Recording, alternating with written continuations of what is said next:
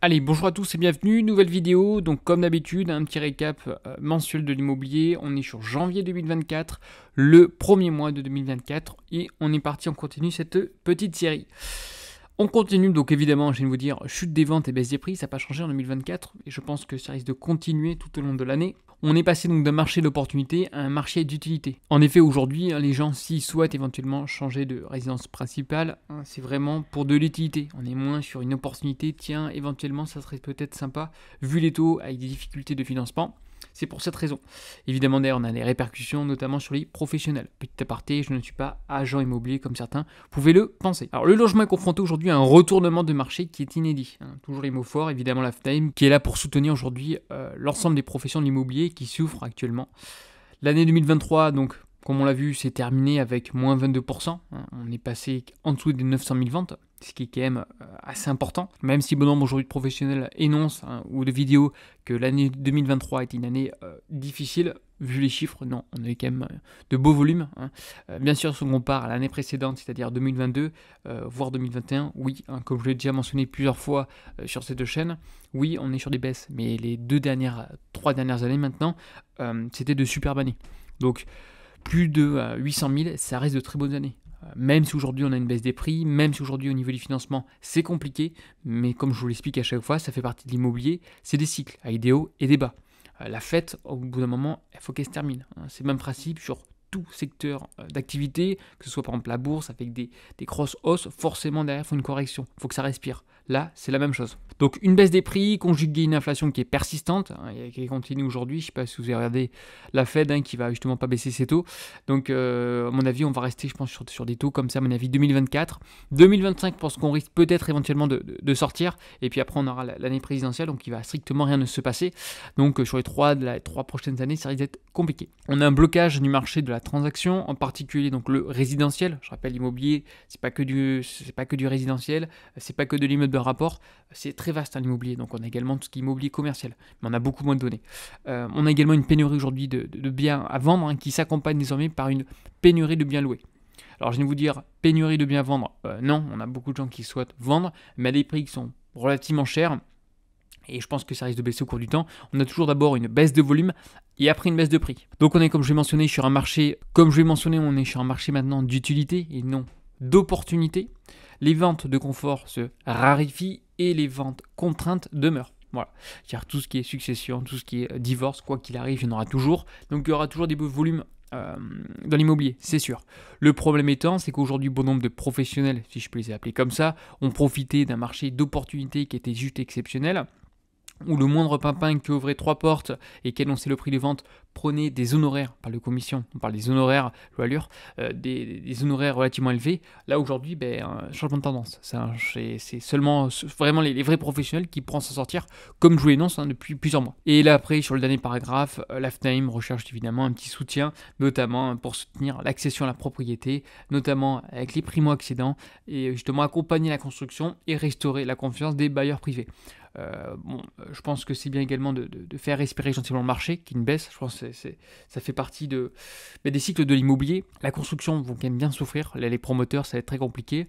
Également restaurer, je vais vous dire, la confiance des bailleurs, oui, parce que je vois pas trop aujourd'hui au cours du temps les avantages d'être bailleur privé, entre la taxe foncière, le truc, le machin, la fiscalité, on se reprend un peu plein la tronche. Alors il y a toujours des avantages, on est bien d'accord, d'investir dans l'immobilier, mais ça commence à être délicat. Alors si on regarde le nombre de ventes de logements anciens cumulés sur 12 mois, donc si on regarde, une jolie diminution et ça continue.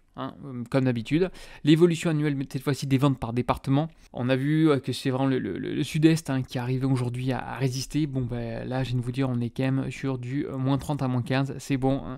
Tout le marché immobilier en France commence à s'offrir. Bon, on le centre pas trop parce que déjà que les volumes n'étaient pas très, très importants. On n'est pas comme sur des grandes villes par exemple. Prix de l'immobilier, donc on est à 9% de baisse à Paris en 3 ans. Alors c'est vrai que pour certains, 3 ans moins 9, c'est vrai que ça peut sembler beaucoup, mais il ne faut pas oublier que Paris, je vous mettrai un screen, je ne sais plus en combien de temps exactement, je n'ai pas envie de vous dire n'importe quoi, mais Paris a fait du x2, x3 en plusieurs années. Donc il ne faut pas oublier la hausse du passé, et maintenant évidemment ça va un peu stagner. Quand on a 10 000 € du mètre carré, est-ce que ça va s'envoler à 20 000, à 30 000? Seul le temps pourra nous le dire. Le quasi quadruplement aujourd'hui des taux d'intérêt en 18 mois enclenche évidemment un cycle baissier des prix, même si les taux de crédit pourraient justement finir se stabiliser autour de 4,3% au T1 2024. On a également une baisse donc, de volume de transactions qui s'accélère avec 900 000 ventes, donc c'est moins 20% sur 12 mois glissants, c'est-à-dire à fin octobre 2023. Oui, les chiffres ne sont pas actualisés parce qu'il y a toujours un décalage, c'est le principe de l'immobilier, je le dis et je le redis, parce qu'il y a certaines personnes qui ont du mal à comprendre. Il y aura toujours un décalage dans les chiffres que je vais vous annoncer. On n'est pas comme de la bourse ou en crypto, où 3 clics et aujourd'hui on a l'ordre qui s'exécute.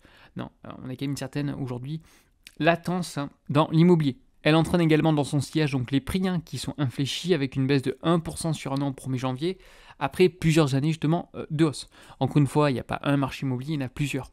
Donc les marchés ne vont pas être impactés de la même manière. C'est-à-dire que vraiment quelque chose qui est très bien placé, encore une fois on va revenir en placement parce que j'ai l'impression qu'on perd ce critère qui me semble incontournable, l'emplacement est clé. C'est-à-dire un bien aujourd'hui qui est très bien placé va perdre moins de valeur qu'un bien qui est mal placé. Même si on évoque le rendement, le cash flow, le truc, l'immobilier, il n'y en a qu'un seul. Longitude, latitude, il n'y en a qu'un seul. Donc pensez à chaque fois à ce critère, l'emplacement, c'est, je vais vous dire, le plus important. Sur un an, donc les prix baissent à Paris, donc moins 5,7%, et dans les 8 des 10 plus grandes villes, évidemment, le sud-est, on résiste, comme je vous l'ai mentionné depuis plusieurs fois, depuis plusieurs mois, qui résiste le mieux à ce stade.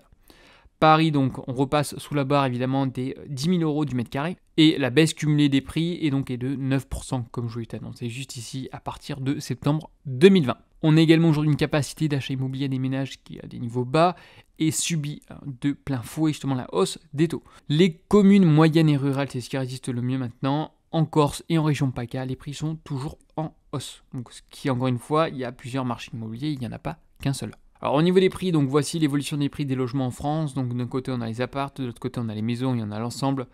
Bon, l'évolution, elle est à la baisse, voilà. Maison, appartement, c'est à peu près on est à peu près sur les mêmes chiffres, mais quoi qu'il arrive aujourd'hui, on a une évolution des prix des logements qui diminue au cours du temps. Au niveau des zones géographiques, au niveau de l'évolution des prix, donc on est sur un mois glissant, 3 mois glissants. Sur un mois, on est dans le négatif. Quoi qu'il arrive, on continue notre baisse. On arrive quasiment, même en Ile-de-France, sur les appartements, on a quasiment perdu 1%, ce qui est non négligeable. En 3 mois, on est toujours en baisse, sauf évidemment les provinces maisons, mais 0%, il n'y a pas grand-chose. Sur un an également.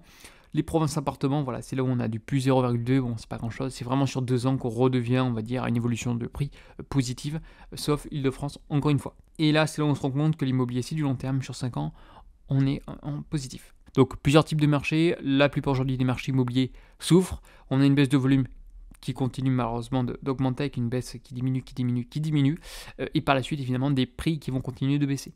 Voici l'évolution du prix des logements. Donc comme je le mentionne à chaque fois, ce qui reste le mieux, c'est les stations balnéaires. Je rappelle, j'ai fait déjà 2 vidéos sur ce sujet. Également les stations de ski. J'ai également fait 2 vidéos sur ce sujet également. Je vous le mettrai en haut à droite. Donc on est juste ici, station balnéaire, station de ski.